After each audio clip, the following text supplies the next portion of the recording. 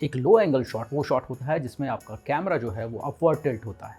लो angle shot का मतलब ये नहीं है कि जो एरिया सेटिंग या फिर करेक्टर है वो हमेशा वॉर्म आई व्यू से ही दिखाया जाएगा, या फिर जो कैमरा प्लेस्ड होगा वो हमेशा कैमरामैन के आई लेवल के नीचे ही प्लेस्ड होगा।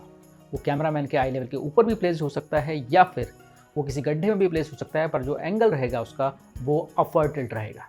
कभी कभी किसी सब्जेक्ट को ऊंची जगह पे प्लेस कर दिया जाता है लो एंगल शॉट लेने के लिए, ताकि वो कैमरा के रिलेशन में हायर लगे। लो एंगल यूज़ किया जाता है जब आपको सीन में एक्साइटमेंट दिखानी हो, या फिर ओ वाली फीलिंग दिखानी हो, किसी सब्जेक्ट की इंक्रीज हाइट या स्पीड दिखानी हो, या फिर किसी अनवांटेड फोरग्राउंड या बैकग्राउंड को एलिमिनेट करना हो, या फिर कोई फोर्सफुल पर्सपेक्टिव दिखाना हो।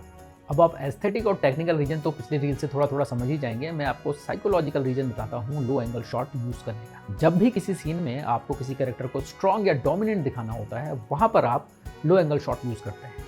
फॉर एग्जाम्पल, आपने मोस्टली पिक्चर्स में देखा होगा कि जो हीरो या जो विलन की एंट्री होती है वो लो एंगल शॉट से होती है, जिससे कि वो पावरफुल और डोमिनेंट लगे। इसी तरह अगर हम पिछली रील वाले एग्जांपल में जाए जो राजा और प्रजा वाला था, तो उसमें प्रजा के पर्सपेक्टिव से जब भी आप राजा को देखोगे तो वो लो एंगल शॉट होगा, क्योंकि जो राजा है वो पावरफुल और डोमिनेंट है। इसके अलावा जब भी आप लो एंगल से शूट करते हैं तो आपको किसी ऑब्जेक्ट की, किसी बिल्डिंग की या किसी पर्सन की हाइट जो है वो बड़ी हुई नज़र आती है, वो टॉल लगते हैं। इसी तरह जब भी हम लो एंगल शॉट लेते हैं तो हमें सब्जेक्ट की स्पीड भी बड़ी हुई नज़र आती है, चाहे वो कार हो, कोई ट्रेन हो या कोई पर्सन हो।